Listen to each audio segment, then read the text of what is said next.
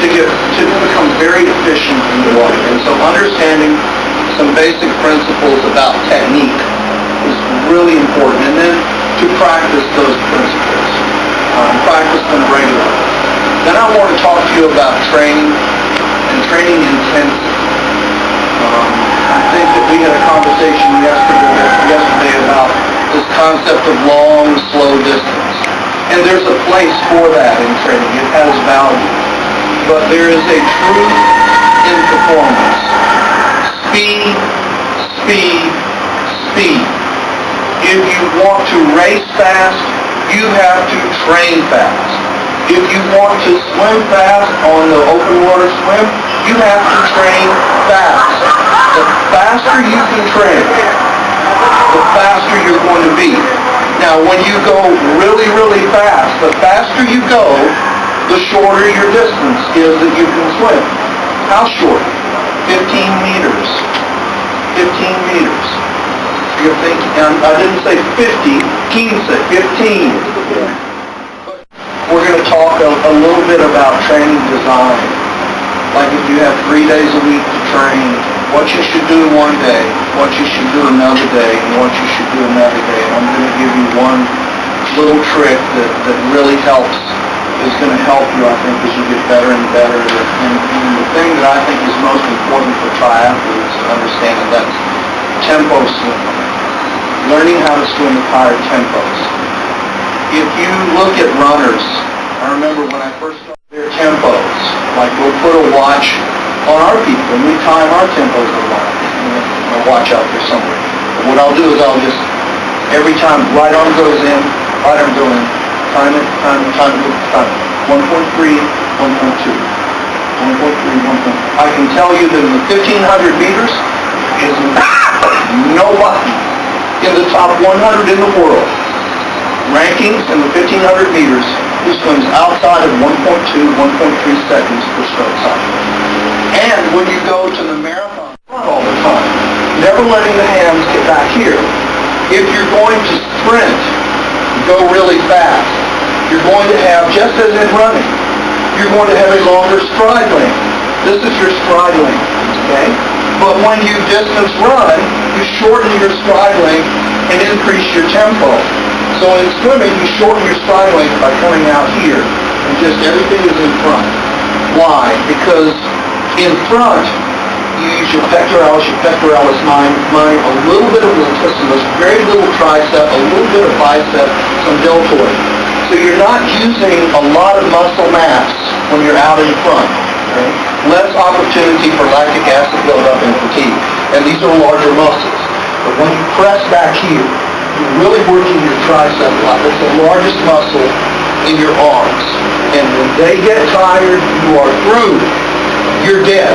And so what happens then is your stroke automatically shortens up when they get tired because you can't finish. So the concept then in distance swimming is don't worry about getting back here. The other benefit of keeping everything in front is balance. It keeps you more horizontal. And we're going to experiment and play with that today because we're going to start out floating. We're not going to swim initially. We're going to float. It's like, swimming fast is like building a house. And we have to, with our swimmers, we have to start in front. The other concept is learning to develop what's called a high elbow catch. You know, the catch part of the stroke is this. And it's learning to get your hand in the water and then get here as quickly as you can. Not pulling down like this, not getting deep, but a high elbow catch out in front of the stroke. Because this creates a big paddle from here to here. It's more pulling surface.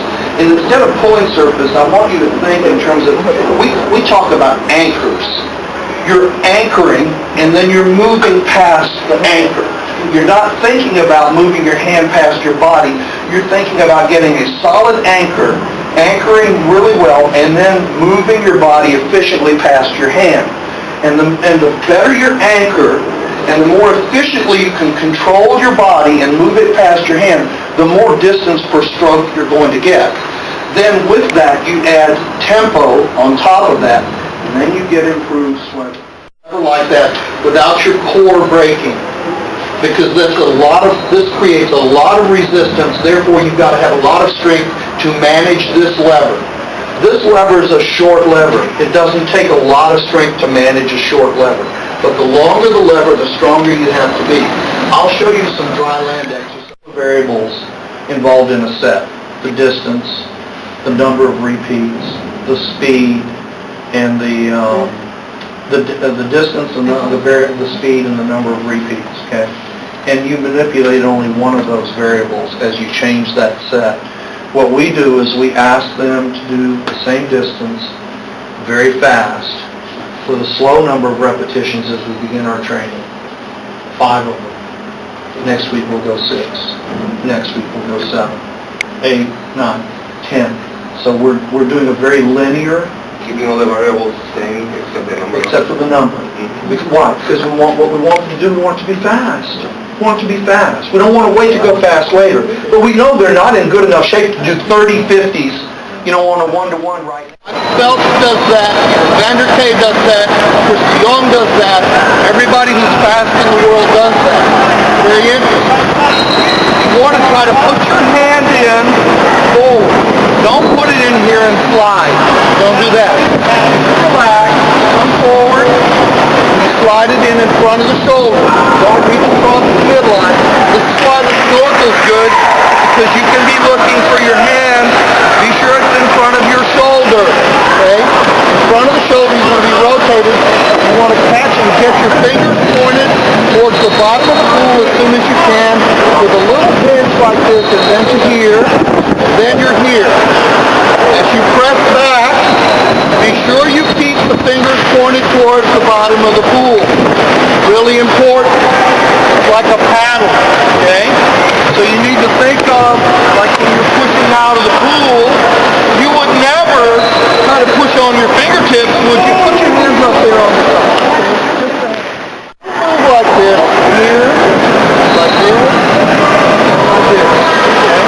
When you finish, like this. Don't finish like this. Finish like this, okay? Tony, I'm going to let you try this, okay? All you need is some tubing or some kind of a band. I'm going to put one around one ankle and one around the other so you can't kick. That's full. Now, you need to try to keep the stroke in front of you. Don't let your legs sink. So you have to turn over a little faster. Do that, just go one length.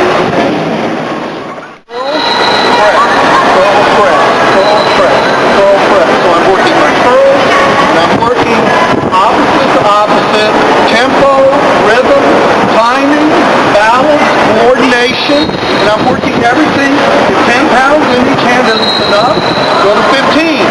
Get eliminated, go to 17, go to 20, go to 25. Start where you can start and then improve on it. We do about 4 basic exercises with dumbbells. One is the curls press. That's one. And we notice we move with our legs, our bicep too. Okay?